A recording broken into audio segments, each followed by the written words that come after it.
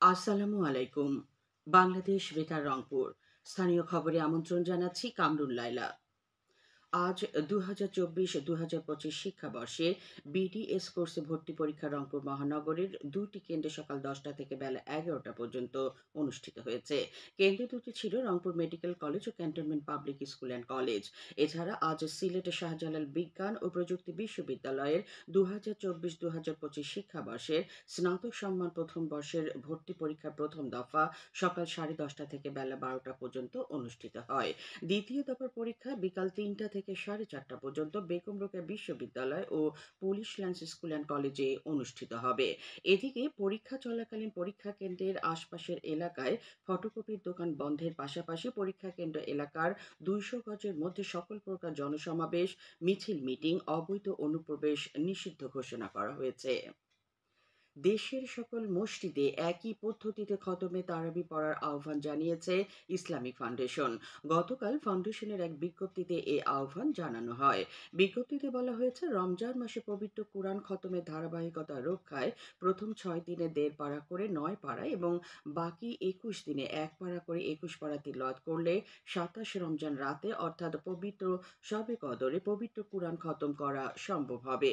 দেশের সকল মসজিদে পবিত্র শবে কদরে পবিত্র কুরআন খতমের জন্য ইসলামিক ফাউন্ডেশনের পক্ষ থেকে সকল মসজিদের খতিব, ইমাম, মসজিদ কমিটি, মুসল্লি এবং সংশ্লিষ্ট সকলের প্রতি অনুরোধ জানানো হয়েছে। এদিকে আসন্ন পবিত্র রমজানের পবিত্রতা রক্ষা, ধর্মীয় ভাবগাম্ভীর্যের সাথে রমজান পালনে ব্যবসায়ীদের করণীয় সম্পর্কে এক সভা গতকাল কুড়িগ্রামের রৌমারী উপজেলা বণিক সমিতির কার্যালয়ে অনুষ্ঠিত হয়। সভায় পবিত্র রমজান মাসে নিত্যপণ্যের মূল্য বৃদ্ধি না করা, বাজার মনিটরিং সহ দিনের বেলায় সকল হোটেল ও রেস্তোরাঁ বন্ধ রাখার সিদ্ধান্ত গ্রহণ করা হয়। রংপুরে মাতৃ ও নবজাতক স্বাস্থ্য ব্যবস্থাকে শক্তিশালী করার মাধ্যমে গর্ভাবস্থা ও প্রসবকালীন জীবন রক্ষার দক্ষতার উপর দুদিনব্যাপী প্রশিক্ষণ অনুষ্ঠিত হয়েছে। স্বাস্থ্য বিভাগের ওজিএসবি এর সহায়তায় আরটিআরএস সম্মেলন কক্ষে আয়োজিত প্রশিক্ষণের সমাপনী অনুষ্ঠানে প্রধান অতিথি ছিলেন রংপুরের সিভিল সার্জন ডাক্তার মোস্তফা জামান চৌধুরী। জয়পুরহাটের পাঁচবিবিতে লালবিহারী পাইলট সরকারি উচ্চ বিদ্যালয়, কৈজুরী বেগম নূরজাহান রিয়াজ উচ্চ বিদ্যালয় ও পিয়ারা ছাতিন আলী উচ্চ বিদ্যালয় আসন্ন এসএসসি পরীক্ষার্থীদের বিদায় ও ষষ্ঠ শ্রেণীতে ভর্তি শিক্ষার্থীদের নবীন বরণ অনুষ্ঠিত হয়েছে। গতকাল স্ব বিদ্যালয় প্রাঙ্গণে অনুষ্ঠিত ৩টি অনুষ্ঠানে প্রধান অতিথি হিসেবে বক্তব্য রাখেন উপজেলা মাধ্যমিক শিক্ষা অফিসার মিজানুর রহমান খান। অনুষ্ঠানমালা ছিল বিদায় ও নবীন শিক্ষার্থীদের ফুল দিয়ে বরণ, আলোচনা সভা, সাংস্কৃতিক অনুষ্ঠানে নাচ, গান, নাটক ও আবৃত্তি পরিবেশনা। জয়পুরহাট পৌর শহরের খঞ্জনপুর নেস্কো অফিসের সামনে এক সড়ক দুর্ঘটনায় এক শিশুর মৃত্যু হয়েছে। এতে শিশুটির মা গুরুতর আহত হয়েছেন। গতকাল সড়ক পারাপারের সময় আলু বোঝাই একটি ট্রলি তাদের ধাক্কা দিলে এ দুর্ঘটনা ঘটে। এখন শুনুন কৃষি সংবাদ। কুড়িগ্রামের রাজারহাটে ৩ দিনব্যাপী কৃষি মেলা শেষ হয়েছে।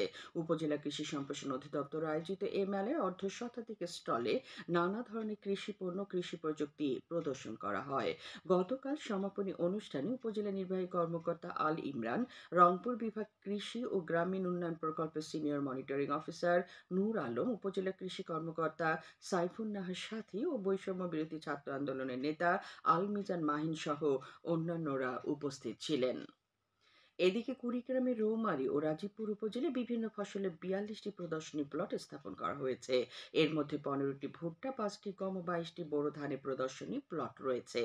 রংপুর বিভাগ কৃষি ও গ্রামীণ উন্নয়ন প্রকল্পের অর্থায়নে চলতি মৌসুমে উন্নত পদ্ধতিতে খাদ্য উৎপাদনের প্রতি কৃষকদের উৎসাহিত করতে প্রতিটি ২০% করে জমিতে এসব প্লট স্থাপন করা হয়েছে। প্রদর্শনী প্লটগুলোতে কৃষি সম্প্রসারণ অধিদপ্তর থেকে বিনামূল্যে বীজ, সার ও অন্যান্য সকল সহযোগিতা প্রদান করা হচ্ছে। খেলার খবর। Rangpur metropolitan police public school and কলেজের বার্ষিক ক্রীড়া প্রতিযোগিতা গতকাল অনুষ্ঠিত হয়েছে। Metropolitan police commissioner Majid Ali এতে প্রধান অতিথি ছিলেন। ক্রীড়া প্যারেড ও বিভিন্ন ইভেন্টে খেলাধুলা শেষে বিজয়ীদের হাতে পুরস্কার তুলে দিয়ে অনুষ্ঠানের সমাপ্তি ঘোষণা করা হয়। এদিকে কুড়িগ্রামের রৌমারী উপজেলার কুটিরচর স্কুল অ্যান্ড কলেজের বার্ষিক ক্রীড়া প্রতিযোগিতা গতকাল অনুষ্ঠিত হয়েছে। এতে বিদ্যালয়ের শিক্ষার্থীরা ৮টি হাউজে বিভক্ত হয়ে মোট 10টি বিষয়ের প্রতিযোগিতায় অংশগ্রহণ করে। বন্দপীর ইউনিয়ন পরিষদ চেয়ারম্যান মোহাম্মদ আব্দুল কাদের প্রতিযোগিতা শেষে পুরস্কার বিতরণ করেন। সবশেষে আবহাওয়া। আজ সন্ধ্যে ৬টা পর্যন্ত পূর্বাভাসে বলা হয়েছে দেশের অভ্যন্তরীণ নদী বন্দরগুলোর জন্য কোনো সতর্কবাণী নেই এবং কোনো সংকেত দেখাতে হবে না। খবর শেষ হলো। বাংলাদেশ বেতার রংপুর থেকে প্রচারিত স্থানীয় খবর AM FM ব্যান্ড এবং অ্যাপে শোনার পাশাপাশি আমাদের ফেসবুক পেজ ও ইউটিউব চ্যানেল রংপুর বেতার সংবাদে শুনতে ও দেখতে পাবেন। আমাদের পরবর্তী স্থানীয় খবর প্রচারিত হবে বেলা 2:05 মিনিটে।